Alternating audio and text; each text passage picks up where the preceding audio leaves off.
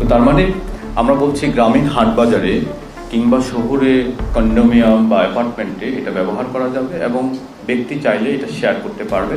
তবে আমরা এখানে যেটা রেখেছি, আমাদের আইএসপি সহ যারা আমাদের লোকাল ইন্টারনেট প্রোভাইডার আছে তাদেরকে সুরক্ষা দেওয়ার জন্য আমরা এই ডিভাইসটার উপরে মোবিলিটি সুযোগ দেই নেই। অর্থাৎ আপনি যদি স্টারলিংকের রাউটার থেকে কেবল কানেক্ট করে কিছু দূর নিয়ে আবার স্টারলিংক থেকে ওয়াইফাই, এটা রাউটার থেকে ওয়াইফাই সেবা দেন, সেটা দিতে পারবেন। কিন্তু এই ডিভাইসটা ইনস্টলের উপরে আপনি মোবিলিটির সুযোগটা আমরা দিই না। এটার মাধ্যমে আমরা আইএসপিদেরকে প্রোটেক্ট করছি। স্টারলিংক কি উদ্যোক্তা বান্ধব? তা আমরা বলছি অবশ্যই উদ্যোক্তা বান্ধব। স্টারলিংকের যে ইনিশিয়াল সেট আপটা আছে সেটা 47,000 টাকা, শুনতে অনেক বেশি খরচ। আপনারা যারা এখানে আছেন আপনাদের সবার যে মোবাইল ডিভাইসটা আছে সেটার দামও একই দাম।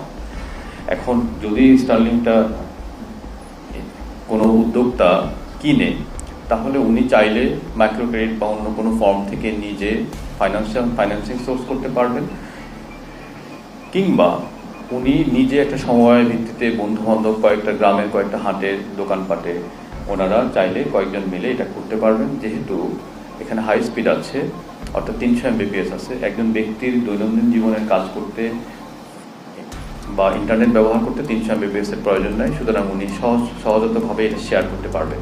তো সেদিক থেকে আমরা মনে করি